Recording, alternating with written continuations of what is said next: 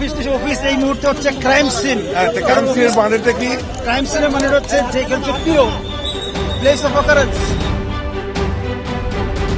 আওয়ামী লীগের পতনের মধ্য দিয়ে দীর্ঘ ১.৫ যুগের শোষণ ও নিপীড়নের হাত থেকে রেহাই পেয়েছে বাংলাদেশের বিরোধী দলীয় অসংখ্য নেতাকর্মী।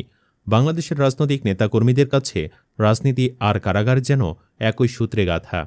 লোহার শিক আর তালাবদ্ধ দরজা যেন প্রত্যেক রাজনীতিবিদের অবধারিত গন্তব্য। যখন যে দল ক্ষমতায় থাকে তখন বিরোধী দলের নেতাকর্মীদের জন্য শুরু হয় গ্রেফতার, মামলা আর নির্যাতনের এক দীর্ঘ অধ্যায়, যা এখন আমরা আওয়ামী লীগের ক্ষেত্রে দেখতে পাচ্ছি। তেমনি দীর্ঘ সময় ধরে ক্ষমতার বাহিরে থাকা বিএনপির সঙ্গেও তাই ঘটেছে। দলীয় প্রধান বেগম খালেদা জিয়া থেকে শুরু করে তৃণমূলের অগণিত কর্মী পর্যন্ত প্রায় সবাই কোনো না কোনো সময় রাষ্ট্রীয় ক্ষমতার চক্রে বন্দী হয়েছেন।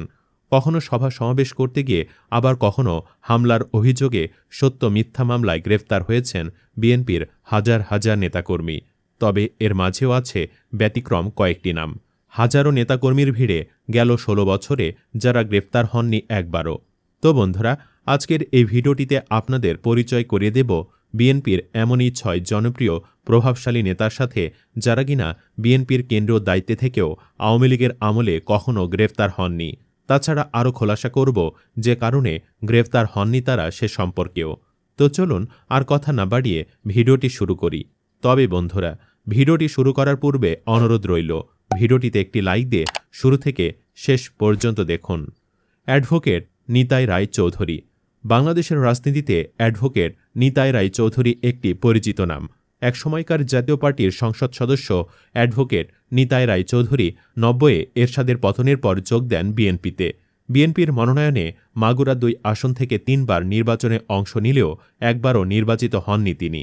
তবুও তার গ্রহণযোগ্যতা এবং সম্মান দলে ও কর্মীদের মাঝে সবসময় অটুট রয়েছে। নিজের মেধা, ভদ্রতা এবং দলীয় আনুগত্যের কারণে তিনি হয়ে উঠেছেন বিএনপির একজন নির্ভরযোগ্য অভিভাবক সুলভ নেতা। বর্তমানে তিনি দলের ভাইস চেয়ারম্যান হিসেবে দায়িত্ব পালন করছেন। নিতাই রায় চৌধুরী কন্যা বিএনপি নির্বাহী কমিটির সদস্য নিপুণ রায় চৌধুরী আওয়ামী লীগ সরকারের আমলে একাধিকবার কারাগারে গেলেও একই সময়ে নিতাই রায় চৌধুরীকে একবারও গ্রেফতার করেনি পুলিশ। শামা ওবায়েদ। বাংলাদেশের রাজনীতিতে এক দৃঢ়চেতা ও আলোচিত নারী নেত্রী শামা ওবায়েদ। বিএনপির কেন্দ্রীয় সাংগঠনিক সম্পাদক হিসেবে দীর্ঘদিন ধরে তিনি সক্রিয় ভূমিকা রেখে আসছেন দলীয় রাজনীতিতে। তবে ২০২৪ সালের ২১ আগস্ট ফরিদপুরের নগরকান্দায় ঘটে এক দুঃখজনক ঘটনা। বিএনপির দুই পক্ষের সংঘর্ষে প্রাণ হারান এক ব্যক্তি। এই ঘটনার পর দলীয় শৃঙ্খলা ভঙ্গ ও বিশৃঙ্খলা সৃষ্টির অভিযোগে বিএনপি কেন্দ্রীয়ভাবে তার বিরুদ্ধে কঠোর ব্যবস্থা নেয়। সাময়িকভাবে স্থগিত করা হয় তার সাংগঠনিক সম্পাদক পদ। এমনকি দলীয় প্রাথমিক সদস্য পদসহ সব পর্যায়ে দায়িত্ব স্থগিত করা হয়। তবে সময়ের ব্যবধানে পরিস্থিতি পাল্টায়। তদন্ত ও যাচাই বাছাই শেষে দলের হাইকমান্ড আবারও আস্থা ফেরায় এই প্রবীণ নেত্রীর প্রতি। ২০২৪ সালের ১০ নভেম্বর শামা ওবায়েদের ওপর থেকে প্রত্যাহার করা হয় স্থগিতাদেশ এবং তিনি ফিরে পান তার দলীয় পদ ও সম্মান। এর আগেও ২০১৮ সালের জাতীয় সংসদ নির্বাচনে ফরিদপুর ২ আসন থেকে বিএনপির মনোনয়নে ধানের শীষ প্রতীকে প্রতিদ্বন্দ্বিতা করেছিলেন তিনি। যদিও নির্বাচনের ফল তার পক্ষে আসেনি, তবুও রাজনীতির ময়দানে তার সক্রিয়তা, সাহসী বক্তব্য ও দলীয় আনুগত্য তাকে করে তুলেছে বিএনপির এক নির্ভরযোগ্য মুখ। আওয়ামী লীগ সরকারের আমলে বিএনপির হাজারো নেতাকর্মী যখন মামলা আর কারাভোগে বিপর্যস্ত, তখন শামা ওবায়েদের নামেও একাধিক মামলা রয়েছে। কিন্তু বিস্ময়করভাবে বিগত ১৬ বছরে একবারের জন্য কারাগারে যেতে হয়নি তাকে। ড. আব্দুল মঈন খান। প্রায় অর্ধশত বছরের জনপ্রিয় দল বিএনপির কেন্দ্রীয় সিনিয়র নেতাদের মধ্যে একজন ড. আব্দুল মঈন খান। ঢাকা বিশ্ববিদ্যালয়ের সাবেক এই অধ্যাপক নরসিংদী ২ আসন থেকে ৪ বার এমপি নির্বাচিত হয়েছেন এবং সরকারের বিভিন্ন মন্ত্রণালয়ে ৩ বার মন্ত্রীর দায়িত্ব পালন করেছেন। বাংলাদেশের রাজনীতিতে একজন শিক্ষিত, ভদ্র, যুক্তিনির্ভর ও নীতিতে অবিচল রাজনীতিক হিসেবে তিনি বিশেষভাবে পরিচিত। ২০০৯ সালের ডিসেম্বরে বিএনপির স্থায়ী কমিটির সদস্য হিসেবে দায়িত্ব পান তিনি। এরপর থেকে একাধিকবার তাকে দলের মহাসচিব করার গুঞ্জন উঠেছে। তবে পদ নয়, নীতিই তার মূল শক্তি। এই বিশ্বাস নিয়েই তিনি থেকেছেন দলের পাশে, আন্দোলনের মাঠে এবং জনগণের কণ্ঠে। বিএনপির রাজনৈতিক ইতিহাসে যেখানে গ্রেফতার, মামলা আর নির্যাতন এক প্রাত্যহিক বিষয়, সেখানে ড. মঈন খান বরাবরই ছিলেন সক্রিয়, কিন্তু কখনো কারাবন্দী হননি।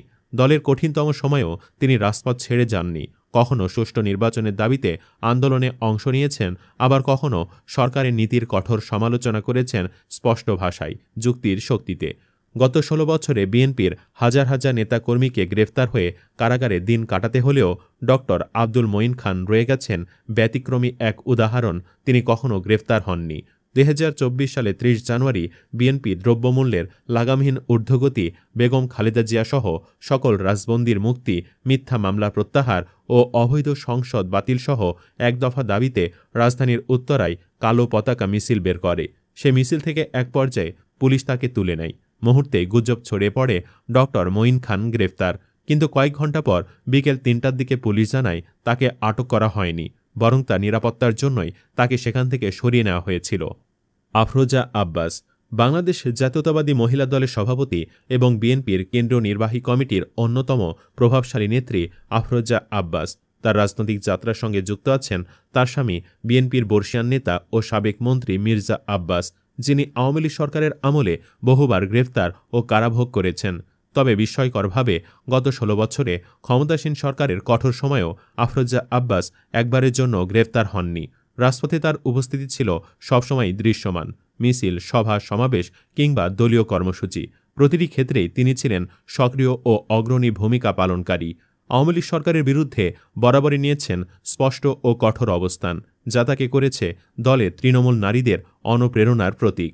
তার বিরুদ্ধে একাধিকবার মিথ্যা ও হয়রানিমূলক মামলা দায়ের হলেও কখনো পুলিশি আটক বা গ্রেফতারের মুখোমুখি হতে হয়নি এই নেত্রীকে। অনেকের মতে তার রাজনৈতিক প্রজ্ঞা, সংযমী মনোভাব এবং কৌশলগত বিচক্ষণতায় তাকে এমন পরিস্থিতি থেকে বারবার রক্ষা করেছে। হুমায়ুন কবির বিএনপির ভারপ্রাপ্ত চেয়ারপারসন তারেক রহমানের আন্তর্জাতিক বিষয়ক উপদেষ্টা হলেন হুমায়ুন কবির। হুমায়ুন কবিরকে হয়তো আপনারা কমই চিনে থাকবেন, তবে তিনি তার জ্ঞান ও বুদ্ধিমত্তার মাধ্যমে আড়ালে থেকেই বিএনপি দলটিকে এগিয়ে নিতে অগ্রণী ভূমিকা পালন করছেন। বিএনপির কেন্দ্রীয় দায়িত্বে থেকে তিনি আওয়ামী লীগের আমলে কখনো গ্রেফতার হননি। এর মূল কারণ হিসেবে সকলে বলে থাকেন তিনি তারেক রহমানের সাথে লন্ডনে থাকায় ধরাছোঁয়ার বাহিরে ছিলেন। রুমিন ফারহানা বর্তমান সময়ের আলোচিত সমালোচিত নেত্রী রুমিন ফারহানা ব্যক্তিগত জীবন নিয়ে সম্প্রতি তিনি বিশেষভাবে সমালোচিত হয়েছেন। একসময় টেলিভিশন টকশো কিংবা সভা সমাবেশের প্রতিবাদী কণ্ঠস্বর বিএনপি নেত্রী ব্যারিস্টার রুমিন ফারহানা। একাদশ সংসদ নির্বাচনে সংরক্ষিত নারী আসনে দলের হয়ে এমপি নির্বাচিত হয়েছিলেন তিনি। এরপর দলের সিদ্ধান্তেই ২০২২ সালের ১১ ডিসেম্বর বিএনপির এক জনসভায় সংসদ সদস্য থেকে পদত্যাগ করেন তিনি। একসময় বর্ষিয়ান নেতা অলি আহাদের এই উত্তরসূরি বর্তমানে বিএনপির সহ আন্তর্জাতিক বিষয়ক সম্পাদকের দায়িত্বে আছেন।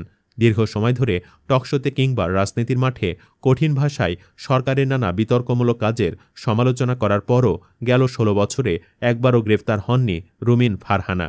২০২২ সালের ৮ জানুয়ারি সংসদ সদস্য থাকাকালীন ঢাকা থেকে ব্রাহ্মণবাড়িয়ায় বিএনপির এক সমাবেশে যাওয়ার পথে তাকে অবরুদ্ধ করে রাখে পুলিশ।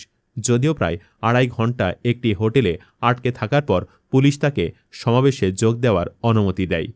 তো বন্ধুরা, বিএনপির এসব বর্ষিয়ান বাঘা বাঘা নেতা ও নেত্রীদের মধ্যে কাকে আপনার সবচেয়ে বেশি ভালো লাগে কমেন্টে লিখে জানান তার নাম।